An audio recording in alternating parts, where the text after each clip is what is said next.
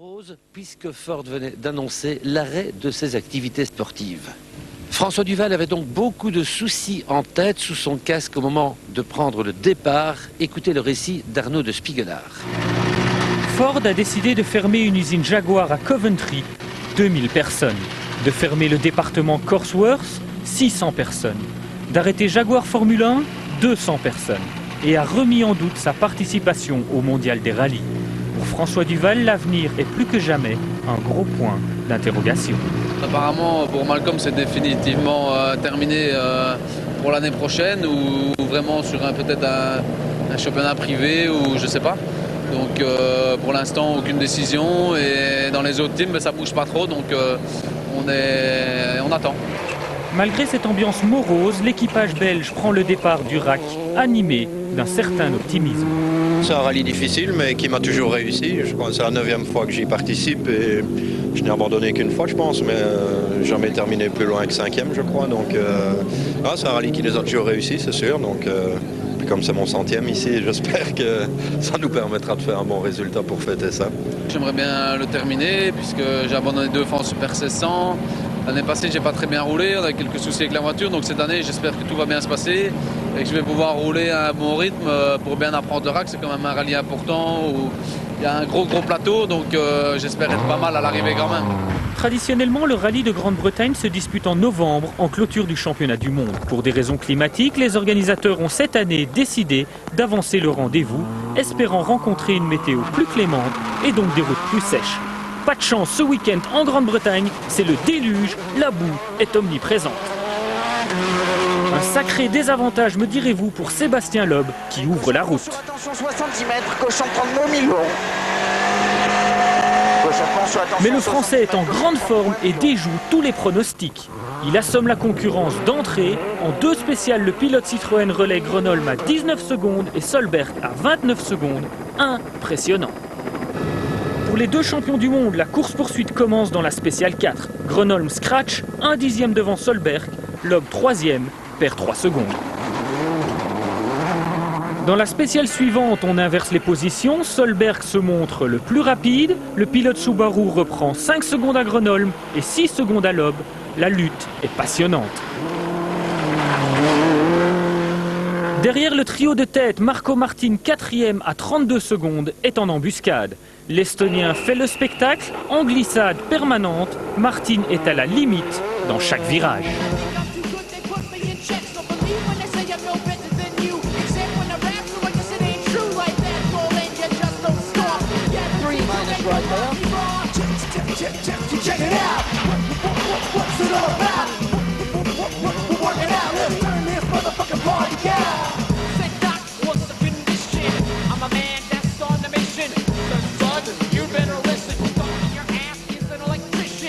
François Duval et la boue britannique, cela n'a jamais été le grand amour. Encore vainqueur de la super spéciale d'ouverture jeudi soir, le pilote belge occupe à la mi-journée une encourageante 6e place provisoire. 50 long gauche à fond ferme et frein pour droite 120 ferme. À 11 secondes de Sainz, François peut rentrer dans le top 5, mais attention à Rovanperä qui le talonne de 3 petites secondes. Plus il y a des voitures qui passent, plus ça glisse. Et puis bon, c'est quand même que la 2e fois ici en WRC, donc je suis prudent et c'est pas le but d'être sur le podium, donc je prends pas de risque pour l'instant et c'était bien de le terminer, mais c'est vrai que Sébastien est très vite, mais par rapport à des Carlos et compagnie, on a avec, donc je ne m'alarme pas comme vous. Au programme de l'après-midi, un double passage dans la spéciale de Reola, la plus longue du rallye, avec 32,5 km chronométrés. Déchaîné, Peter Solberg s'offre les 2 meilleurs temps. Le Norvégien revient comme un avion. Plus que 8 secondes de retard pour le champion du monde en titre.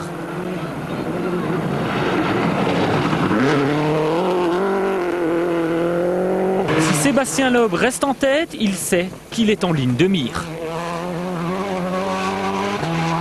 On reste devant, mais ça devient très serré. Je sais pas, j'ai aucune idée d'être 4. Hein 4 d'écart. Ouais, 8 secondes d'écart encore, donc ça devient très difficile. Réputé piégeux, le tracé du Pays de Galles n'avait pas encore fait de victimes. En fin de journée, Armin Schwarz est la première d'entre elles, sortie de route et abandon pour l'Allemand. Au coude à coude tout au long de la journée, Harry Rovanperä et François Duval rencontrent des problèmes mécaniques au même moment. Dans la Special 7, la boîte de vitesse de la Peugeot 307 ne répond plus et reste bloquée en 3e. Le Finlandais perd 3 minutes. Quant à François Duval, sa Ford Focus connaît des problèmes de frein. Les Belges sont au ralenti. On écoute Stéphane Prévost et François Duval. Tombé sans frein. Rien du tout. On l'a vu, on a arraché un tuyau de frein devant, on n'avait plus qu'à le frein à main, on a fait 14 km comme ça. Plus de frein du tout, il y a quelque chose de cassé à l'avant, mais des pierres énormes, mais c'est pas les éviter, sinon t'es dehors. Hein, mais... C'est arrivé quand ? François et Stéphane perdent 1 minute 50 et rétrogradent à la 7e place. Dommage car les Belges étaient bien dans le rythme. Pas de chance non plus pour Larry Coles en championnat du monde junior.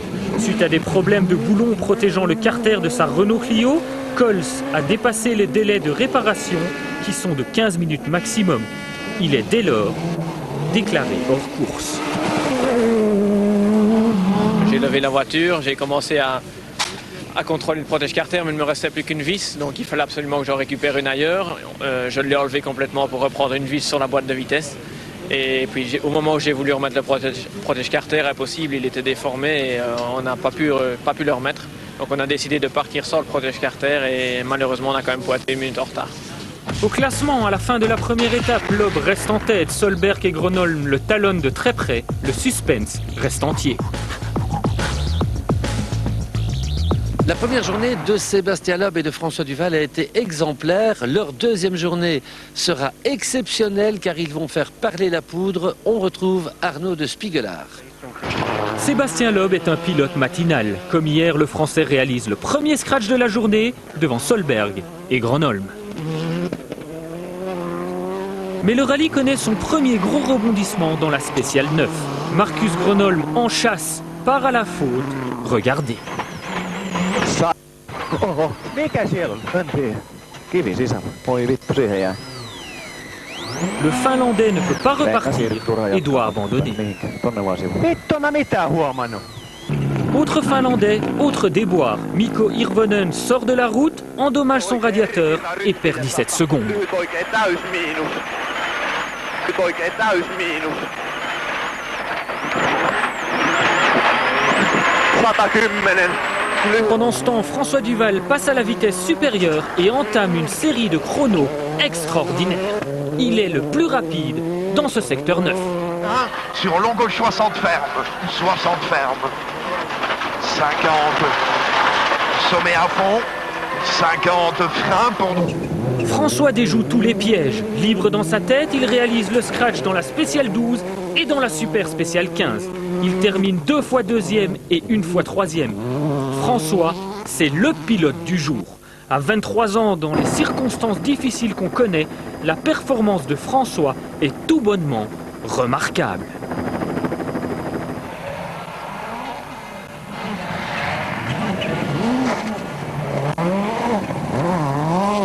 Ça va bien, moi ici j'ai calé le moteur sur un T. Sinon pour le reste ça va, c'était une spéciale assez difficile, celle-ci je n'avais jamais fait qu'une fois l'année passée, donc je suis content de ma journée, j'ai fait pas mal de bon temps, donc ça va mieux. Super journée et vous la terminez avec le sourire. Souvent le sourire quand même, mais quand ça ne va pas, ça ne va pas. Et faire autant de super temps au rack, c'est pas mal, hein? Ouais, c'est pas mal, c'est très glissant et les autres devant ont pas mal d'expérience. C'est moi qui ai le moins de participation ici en WRC et il faut du temps quand même pour faire des scratchs, mais ce qu'on a fait aujourd'hui c'est pas mal. Aujourd'hui, François Duval et Stéphane Prévost ont fait jeu égal avec les meilleurs. Non seulement les Belges n'ont rien perdu sur Loeb et Solberg, mais surtout ils ont repris 1 minute 26 secondes à Marco Martin. 31 secondes à Carlos Sainz. Et ils ont véritablement repoussé Hirvonen et Rovanperä aux oubliettes. Les deux Finlandais comptent désormais presque 2 minutes de retard sur la fusée belge qui se classe 5e. Peter Solberg et Sébastien Loeb se sont partagés les autres scratchs du jour. 3 pour le Norvégien et 2 pour le Français. Subaru a réussi à grappiller une petite seconde sur la Citroën. La journée de demain s'annonce d'ores et déjà passionnante avec le duel Loeb-Solberg, le duel Martin-Sainz et certainement encore les surprenants exploits de nos deux Belges. Et dire que François n'aime pas trop la boue. La troisième journée du rallye de Grande-Bretagne est toujours vicieuse avec cette année 2 fois l'épouvantail de Ronda et puis la balade piégeuse autour du désormais célèbre sinistre château de Margam. Action, troisième journée, on retrouve Gérald Véry. La troisième journée, la finale de ce rallye de Grande-Bretagne 2004 restera dans les mémoires. Au cœur du Pays de Galles, Peter Solberg va donner un sacré coup de rein. Un coup de rein victorieux, pimenté par 2 mystères. D'une part, la sorcière de Margam. D'autre part, le coup du différentiel cassé. Mais reprenons les événements dans l'ordre. La première spéciale du dernier jour de course, c'est Ronda. Un marathon de 30 km. Solberg perd 1 seconde sur Loeb. Le voici à 10 secondes du Français suite à cette erreur qui aurait pu lui coûter beaucoup plus cher. Le Norvégien paraît KO, mais il se révolte dans le deuxième passage à Ronda et colle 5 secondes 1 à Loeb. Il revient à 3 secondes 5 de Loeb au général et il ne reste qu'une seule longue spéciale, la célèbre Margam. Avant de l'attaquer, Solberg s'arrête sur la liaison à l'abri des regards, mais nous le surprenons. Il se couche sous l'avant de la Subaru, s'énerve, cherche à téléphoner à son ingénieur Pierre-Yves Genon, mais il n'y parvient pas car il n'y a pas beaucoup de réseau. Pourquoi cette panique? Écoutez-le. Leur différentiel central et avant, explique-t-il, ont fait un bruit terrible dans les 5 derniers kilomètres de Ronda et Solberg risque de perdre son duel avec Loeb. Le pilote Citroën s'arrête à quelques mètres de la Subaru. Il le voit s'agiter mais ne veut pas croire qu'il va gagner. Il refuse de croire que Solberg va abandonner. Il a crevé Solberg? Je sais pas. Je sais pas. Il fait un temps correct? Il fait un très bon temps. Il nous en pose 5, plus de 5. Il reste 3 secondes d'écart. Loeb est donc sur ses gardes et il se défonce dans Margam. Regardez, aux premiers intermédiaires, 3 secondes 3 d'avance sur Solberg. Ensuite, il perd 2 ou 3 secondes ici. Mais à l'arrivée, quand les chronos tombent, Loeb est catastrophé. 9 secondes 2 de perdu sur Solberg, qui prend la tête du rallye pour 5 secondes 7. Loeb n'en revient pas. La veille déjà, dans cette même Margam, Solberg, pied au plancher, lui avait fait le même coup. Il lui avait collé 13 secondes dans la même finale. C'est incroyable. Je comprends vraiment pas. On est 3 devant et il nous en met 10 au bout. On est 3 devant à 20 bornes, quoi. Donc en 7-8 km, il nous en met 13. Le mystère de Margam. Ouais, c'est bizarre. Il est à présent presque 6 secondes derrière vous. Ouais. Ça va vraiment être chaud jusqu'à la fin. Et Solberg va s'imposer au terme de la dernière super spéciale très courte de 2 km. Mais a-t-il bluffé Loeb sur son différentiel cassé? Et que s'est-il passé à Margam? Voilà 2 mystères qu'on élucidera, enfin qu'on va essayer d'élucider dimanche prochain. En attendant, pour François Duval, il n'y a aucun secret, la troisième journée est limpide. François conserve sa 5e place finale, un super résultat vu le contexte difficile sur l'avenir de Ford. C'est sûr qu'il fallait faire des temps pour essayer de se faire remarquer au cas où, mais je pense qu'avec l'Allemagne et compagnie, c'était déjà pas mal, donc il fallait pas trop forcer ici. Le but n'était pas de péter 2 temps et d'être dehors, donc j'ai roulé comme il fallait, je pense. Vous avez l'impression que vous devez encore signer des temps pour montrer que vous êtes là? Non, mais c'est bien de savoir de temps en temps rafraîchir un peu les esprits des teams. François Duval est 6e du mondial pilote à 4 petits points de Gronholm. En tête, si Loeb prend 2 points de plus que Solberg dans le prochain rallye de Sardaigne, il sera déjà sacré champion. Loeb, dont la Citroën domine toujours le mondial constructeur. En piste pour d'autres coulisses à présent, celle de l'Omloop van Vlaanderen en Belgique et celle du rallye Tofas en Turquie où on retrouve notre Européen Bruno Thierry et Gérald Dury. Simon Jean-Joseph est devenu champion d'Europe des rallyes 2004 au terme du Tofas Rallye de Turquie qu'il a remporté largement. Une première pour le pilote de la Martinique. Et regardez avec quel style, un petit lever de pied et il enroule tout le virage. Une première aussi pour la Renault Clio Super 1600, voiture arrivée à pleine maturité dans sa catégorie. J'ai commencé vraiment à y croire à partir de la Pologne où j'ai vu qu'on était vraiment dans le coup. Je crois qu'il n'y a pas un rallye où j'ai pas été dans le coup. C'est aussi du fait que la Clio est vraiment une voiture exceptionnelle. 7 rallyes, 7 fois à l'arrivée, jamais un pépin, jamais une erreur technique avec l'équipe. Non, vraiment, c'est extraordinaire. Jean-Joseph s'impose devant l'Opel Corsa du Britannique Mark Higgins. 18 secondes derrière la Corsa, Bruno Thierry est bien revenu après une première journée particulièrement délicate. Trajectoire moins coulée que Jean-Joseph. Regardez, c'est le pilote Citroën Belux qui ouvrait la route sur ses spéciales abrasives et très poussiéreuses le premier jour. Terrain inconnu pour la C2. On sait que quand la route est très propre et très lisse et qu'il y a une bonne adhérence à Madère, la voiture est performante, on l'a prouvé. Mais ici, sur la glisse, ça demande du développement. Il y a du travail à faire.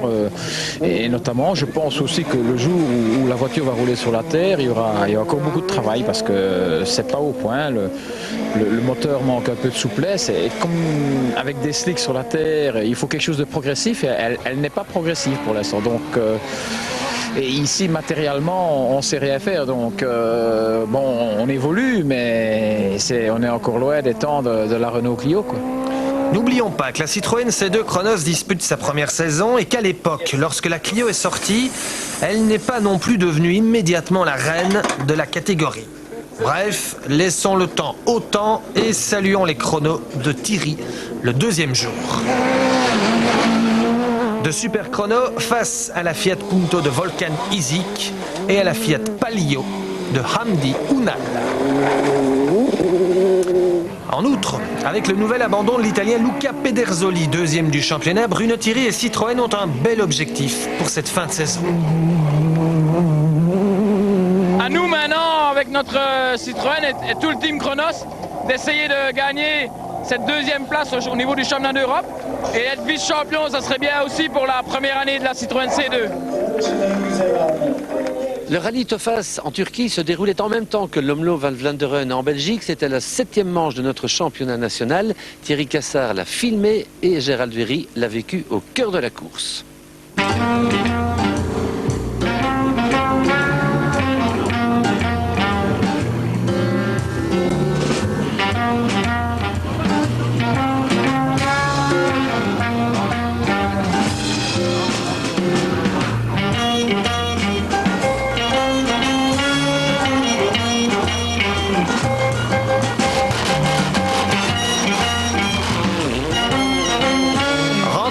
Pour les élèves du championnat de Belgique des rallyes, dans le plat pays de Roulers qui est le sien, celui du champion de Belgique Peter Schoen.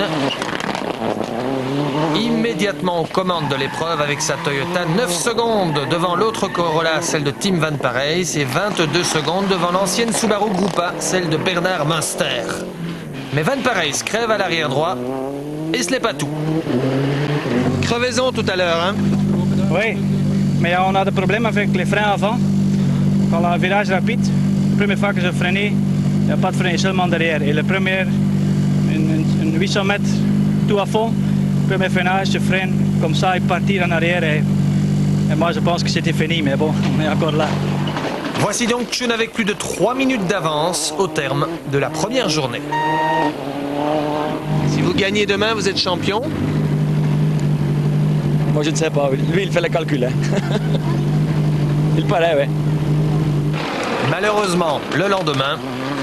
Dans une grosse freinage, j'ai senti quelque chose claquer. Je pensais que j'avais cassé un cardan. Bon, on a continué doucement jusqu'à l'arrivée.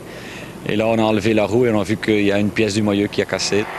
La course pour la victoire est donc relancée et Tim Van Parijs, deuxième, devrait logiquement profiter de l'avantage technologique de sa Corolla WRC pour se débarrasser de Bernard Munster qui se bat avec sa Subaru vieillissante. Munster attaque partout, mais l'écart fond. 3 secondes d'avance. Qu'est-ce que vous faites là? Vous attaquez ou vous le laissez passer? Non, on va continuer à attaquer, on va essayer un truc là pour l'instant. On remonte les pneus évolution, on met les barres dures, on essaye vraiment de... On essaye quoi, on verra bien. Et c'est tout vu, abandon de Van Parijs dans la spéciale qui suit. Tim, qu'est-ce qui s'est passé? À Rumbeke, on prend une gauche 10 et je pense on n'a pas la bonne trajectoire. Et on glissait sur le gravier et on sort de la route. On a touché une terrasse d'une maison et la roue arrachée et c'est fini. Et c'est gagné pour Bernard Munster. Première victoire en championnat de Belgique depuis 5 ans, Spa 99. Complètement inespéré, hein? Oui, tout à fait, c'est formidable. Jamais cru que ça nous arriverait. Mais c'est fabuleux.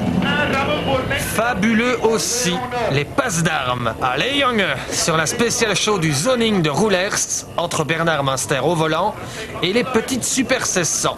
Fabuleux et intéressant. Voici la Fiat Super 1600, 2 roues motrices, plus ou moins 230 chevaux, de Bernd Kazir. Face à la Subaru, 2 litres turbo, 4 roues motrices, plus ou moins 300 chevaux, mais plus lourde, de Munster. La Fiat, équipée de rapports de boîte très courts, plafonne rapidement. Munster passe. Voici à présent la Renault Clio du français Manu Guigou. Vous allez voir le temps que Munster met pour la dépasser. Voilà, la Clio est à fond, elle plafonne, mais elle est plus légère et donc Guigou va pouvoir freiner plus tard et repasser. Une catégorie Super 1600, géniale à Roulers.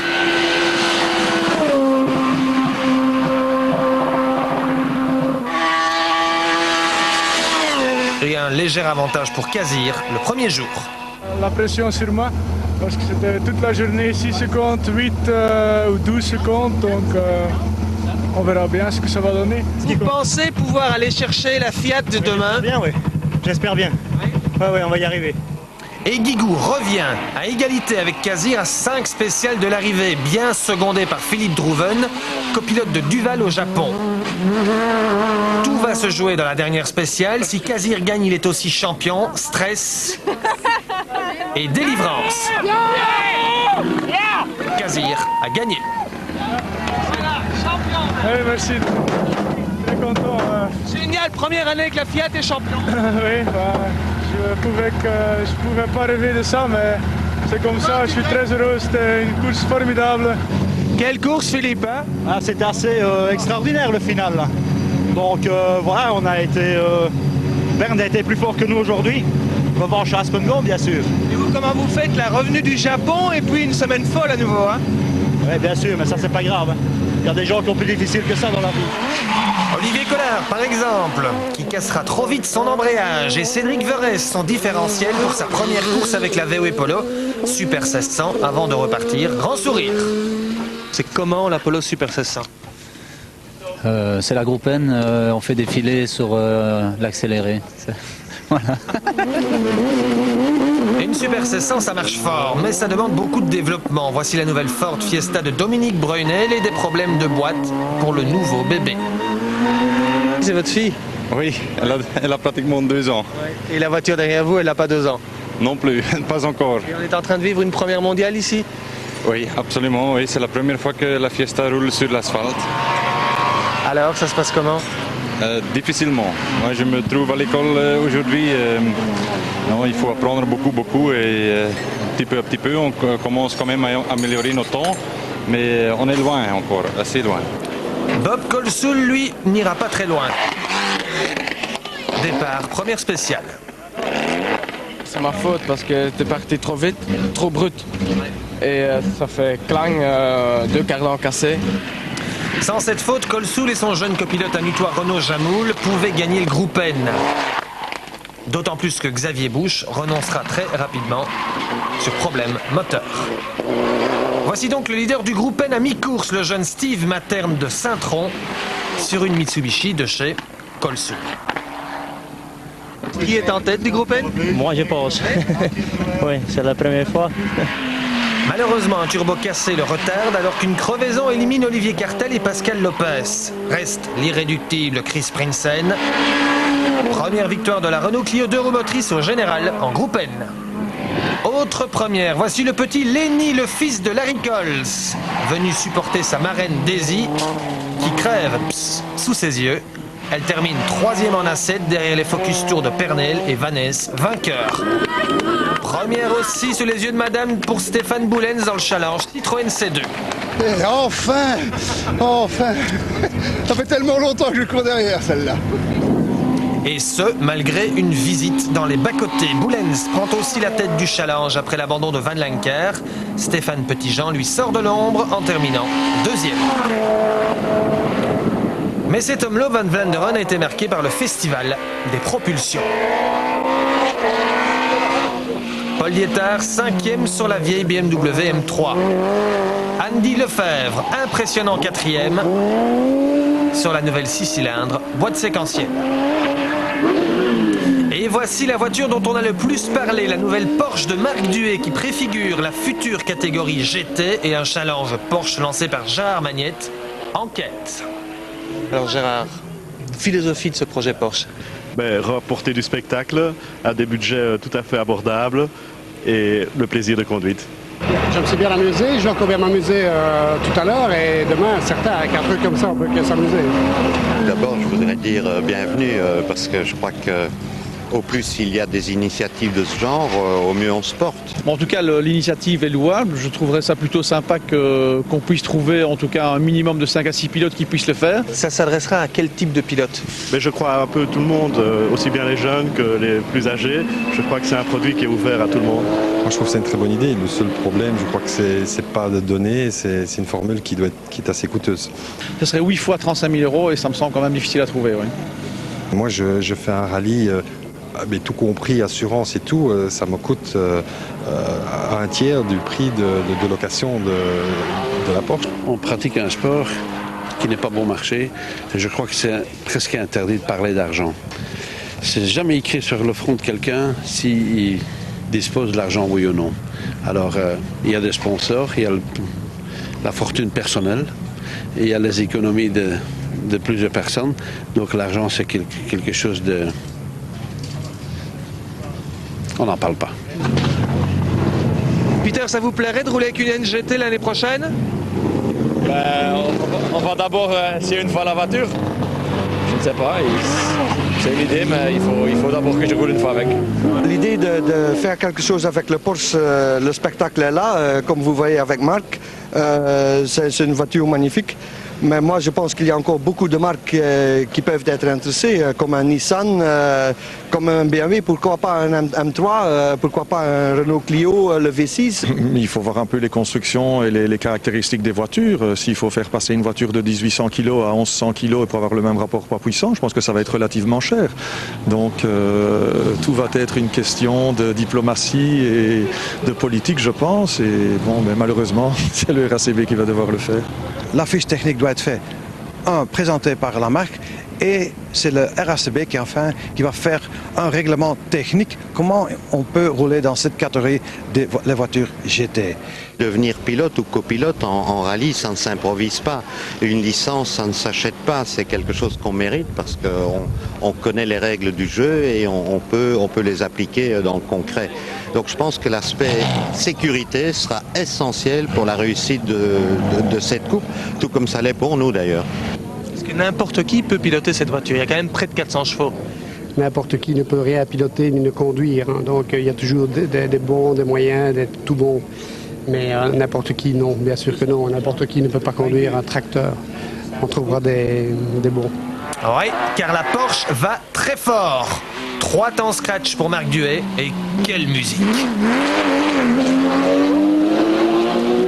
Pendant ce temps, sur la Kantinestraat, le chemin de la cantine, Stéphane Stouff va cueillir les lauriers en catégorie historique, devant le spectaculaire Alain Vermeulen, copiloté par le toujours très rock Kurt De Klerk.